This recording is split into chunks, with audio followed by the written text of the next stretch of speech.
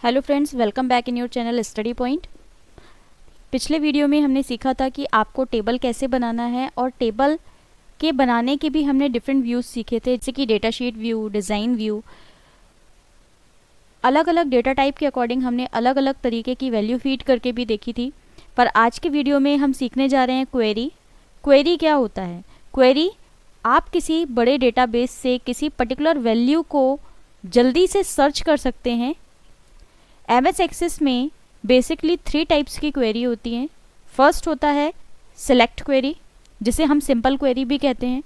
Second है parameter query, जिसका use हम करते हैं रन टाइम वैल्यू को एंटर कराने के लिए। और थर्ड होता है एक्शन क्वेरी। एमएस एक्सेस में बेसिकली 4 टाइप की एक्शन क्वेरी आपको देखने के लिए मिलेगी। First is delete query, second make table query, third cross tab query and fourth append query.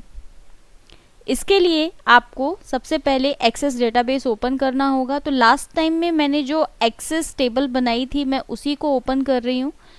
Access आपके सामने ओपन हो चुका है और हमारा लास्ट डेटाबेस था स्टडी पॉइंट।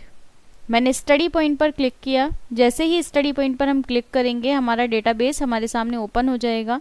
लास्ट टाइम में हमने एक टेबल बनाई थी जिसका नाम था ABC। हम इसी टेबल पर डबल क्लिक करके ओपन करेंगे। इसमें मैंने थोड़ा सा मॉडिफिकेशन कर दिया है इसके स्ट्रक्चर में यूजिंग डिज़ाइन व्यू। ये मैंने आपको लास्ट टाइम पे बताया था कि किसी टेबल के स्ट्रक्चर में कैसे मॉडिफिकेशन करना होता है। यहाँ पर मैंने अपने अकॉर्डिंग कुछ 3 या 4 फील्ड बस रख ली हैं। बाकी की फील्ड्स मैंने डिलीट कर दी थी जो मुझे यूज़फुल नहीं लग रही थी। अब इसी टेबल के ऊपर हमें क्वेरी बनाना है। बेसिकली क्वेरी कब बनाई जाती है? जब आपका टेबल स्ट्रक्चर बहुत बड़ा हो और उसमें बहुत ज़्यादा रिकॉर्ड। जब किसी टेबल में बहुत ज़्यादा रिकॉर्ड्स होते हैं तब किसी वैल्यू को क्विकली सर्च करने के लिए हम लोग क्वेरी का यूज़ करते हैं। आज के वीडियो में हम सीखेंगे कि सिलेक्ट क्वेरी कैसे बनाई जाती है, जिसे हम सिंपल क्वेरी भी कहते हैं। क्वेरी बनाने के लिए आप सबसे पहले अपने टेबल को क्लोज कर दीजिए, जिसकी अभी हमें ज़रूरत नहीं है। हम क्वेरी के टाइम में इस वैल्यू को एक्सेस कर पाएंगे। क्वेरी बनाने के लिए आपको जाना होगा क्रिएट टैब में। यहाँ पर आपको लास्ट में एक ऑप्शन दिख रहा है क्वेरी विजार्ड का। अदर के अंदर आप 2 टाइप से क्वेरी क्रिएट कर सकते हैं, वन इज विजार्ड और सेकेंड वन इज डिज़ाइन। तो हम यहाँ पर किसी भी व्यू से क्वेरी क्रिएट कर सकते हैं। डिज़ाइन व्यू बिल्कुल वैसा ही है जैसा भी आपने डिज़ाइन टेबल फॉर्मेट से बनाया था। आप अपनी क्वेरी को अपने अकॉर्डिंग डिज़ाइन कर सकते हैं। जैसे एक बार हम इसमें पहले डिज़ाइन व्यू देखते हैं। क्लिक किया मैंने डिज़ाइन व्यू में, ये सामने आपके डिज़ाइन व्यू आ चुका है। यहाँ पर आपने अगर किसी डेटाबेस में मोर देन 1 टेबल्स बनाई होंगी या मोर देन 1 क्वेरीज होंगी तो उन सब की लिस्ट आपको यहाँ पर दिखाई देगी। तो सपोज़ मुझे टेबल ABC लेनी है क्वेरी बनाने के लिए, तो इसको सिलेक्ट किया मैंने और ऐड बटन पर क्लिक किया। जैसे ही ऐड पर क्लिक किया यहाँ पर ABC टेबल आ चुकी है। अब इस पेन को क्लोज कर दिया। आप चाहें तो इस पर्टिकुलर फील्ड्स को, जो नीचे आपको एक फील्ड बॉक्स दिख रहा है, यहाँ पर आप इसको पकड़कर इस तरीके से ड्रैग कर सकते हैं। या फिर आप जब किसी पर्टिकुलर कॉलम में जाएंगे तो वहाँ पर ये जो ड्रॉप बॉक्स आ रहा है यहाँ से भी हम किसी पर्टिकुलर फील्ड को सिलेक्ट कर सकते हैं। तो यहाँ पर आपको नीचे की तरफ टेबल का नेम दिख रहा है और ऊपर की तरफ आपको फील्ड दिख रही है। जो भी आपको फील्ड रिक्वायर्ड लग रही हैं आप उन फील्ड को ड्रैग भी कर सकते हैं या ड्रॉप बॉक्स की हेल्प से हम उसे उस पर्टिकुलर कॉलम में सेट कर सकते हैं। सिलेक्ट क्वेरी को जब आप एग्जीक्यूट करते हैं या रन करते हैं तब आपको बिल्कुल ये क्वेरी टेबल की तरह दिखाई देती है। जैसे अगर अभी मैं इस क्वेरी को रन करती हूँ तो रन करने के लिए ये बटन आपको दिख रहा है। जैसे आप इस पर क्लिक करेंगे तो आपको इस तरीके से क्वेरी एग्जीक्यूट होती हुई दिखाई देती है, जो हमें बिल्कुल अभी टेबल के जैसी लग रही है।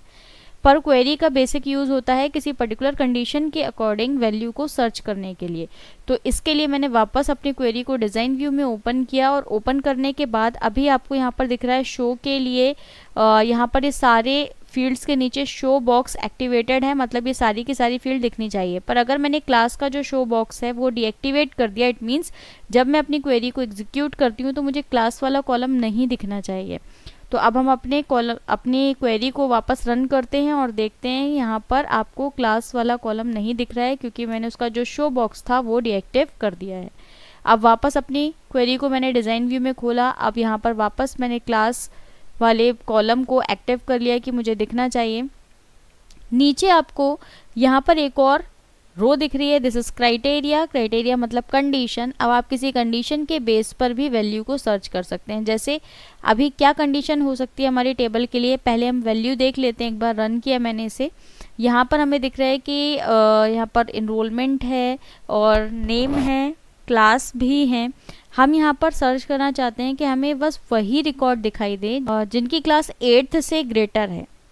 तो इसके लिए आपको क्या करना पड़ेगा, इसमें हमने वापस डिज़ाइन व्यू में खोला और जहाँ क्राइटेरिया थी, मतलब क्लास वाइज हमें सर्च करना है, तो क्लास के कॉलम के ठीक नीचे क्राइटेरिया में हमने यहाँ पर एक कंडीशन लगाई कि we want to see the values if your class value is greater than equals to 8।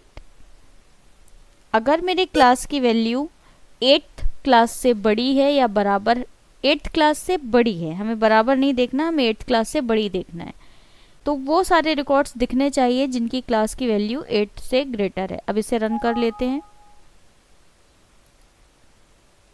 यहाँ पर 8th क्लास का भी एक रिकॉर्ड था जो अब दिखाई नहीं दे रहा है क्योंकि हमारी कंडीशन ही है कि 8th क्लास से ग्रेटर। वापस इसे डिज़ाइन व्यू में ओपन करते हैं। हम क्राइटेरिया रो का यूज़ हम करते हैं जनरल कंडीशन टाइप करने के लिए। हम यहाँ पर दो डिफरेंट रोल नंबर की वैल्यू देखना चाहते हैं, मतलब 101 एंड 105। तो उसके लिए आपको क्या करना पड़ेगा, क्राइटेरिया में आकर के हम एक कंडीशन लिखेंगे कि मुझे यहाँ पर 101 की वैल्यू चाहिए, पर अगर 105 भी हो तो उसकी वैल्यू भी दिखनी चाहिए। तो उसके लिए आप और वाली रो में आएंगे और यहाँ पर 105 हम टाइप कर देंगे, तो जिससे अगर दोनों रिकॉर्ड अवेलेबल होंगे तो दोनों रिकॉर्ड शो होंगे और अगर दोनों में से कोई एक रिकॉर्ड भी अवेलेबल होगा टेबल में तो वो शो हो जाएगा। तो देखते हैं, इसे रन किया मैंने, दोनों रिकॉर्ड अवेलेबल थे इसलिए दोनों रिकॉर्ड मेरे सामने आ चुके हैं। वापस डिज़ाइन व्यू में मैंने एक्टिव किया अपनी क्वेरी को। अब आप चाहें तो कंडीशन कोई दूसरी लगा सकते हैं, जैसे हम चाहते हैं कि यहाँ पर उसका रिकॉर्ड दिखाई दे जिसका नेम ए से स्टार्ट हुआ है। देखिए ए से स्टार्ट होने वाले कोई नाम है भी कि नहीं, हाँ है। ए से स्टार्ट होने वाले दो अलग अलग नेम हैं, तो हम चाहते हैं कि यहाँ पर उनका रिकॉर्ड आना चाहिए जिनका नेम ए से स्टार्ट हुआ है। तो उसके लिए आपको एक कीवर्ड याद रखना पड़ेगा, लाइक।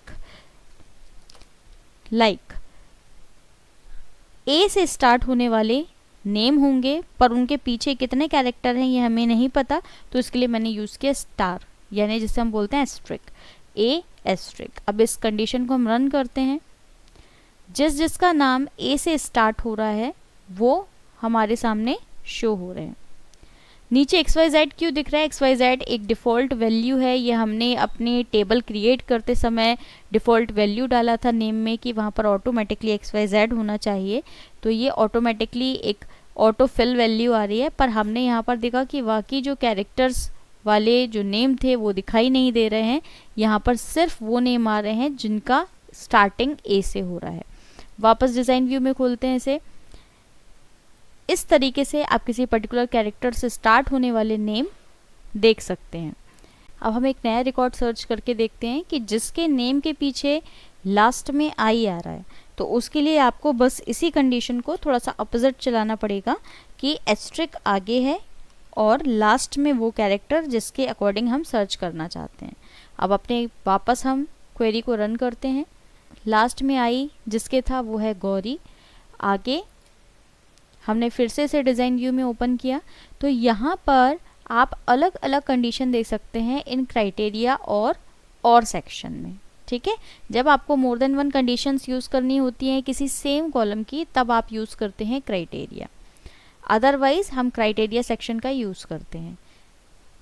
अब यहाँ पर कुछ अगर इस तरीके के आपके पास रिकॉर्ड हों, जैसे सपोज़ मैंने यहाँ पर रन करके पहले देखा कि यहाँ पर अनुज सिंह, गौरव, चलिए यहाँ पर हम थोड़ा सा चेंजेस करते हैं कि यहाँ पे जो अनुज सिंह था इसका नेम भी मैंने चेंज करके कर दिया है अनुराग। यहाँ पर दो स्टूडेंट हैं जिनका नेम अनुराग है, बट एक की क्लास 10th है, एक की 12th है, या इनरोलमेंट नंबर वाइज भी आप सर्च कर सकते हैं। तो मैं यहाँ पर चाह रही हूँ कि मुझे उस अनुराग का डेटा सर्च करना है जिसकी क्लास 12th है। तो यहाँ पर कंडीशन क्या हो गई, दो अलग अलग कॉलम में डिवाइड हो गई। तो उसके लिए आप कैसे कंडीशन लगा सकते हैं कि नेम के नीचे मैंने क्राइटेरिया सेक्शन में तो लिखा अनुराग, मुझे अनुराग का डेटा सर्च करना है, पर उस अनुराग जिसकी क्लास 12th है। तो हमने यहाँ पर दो अलग अलग कंडीशन लगाई अलग अलग कॉलम में।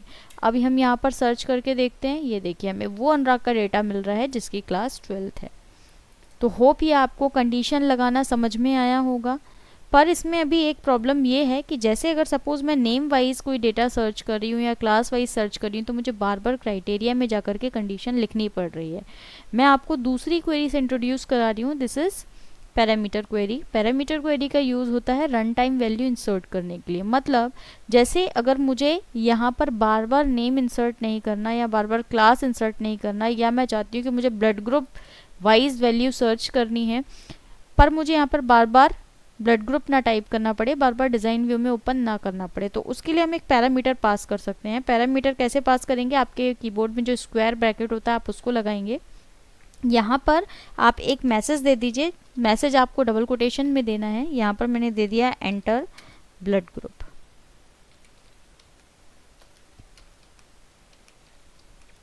और उस कोटेशन को मैंने क्लोज करके जो स्क्वायर ब्रैकेट था उसको मैंने यहाँ पर बंद कर दिया है। ये एक पैरामीटर पास हो गया है। अब इसको मैंने क्लोज कर दिया अपनी क्वेरी को। क्वेरी का कुछ भी नाम दिया जा सकता है। क्वेरी का नाम मैंने दे दिया न्यू क्वेरी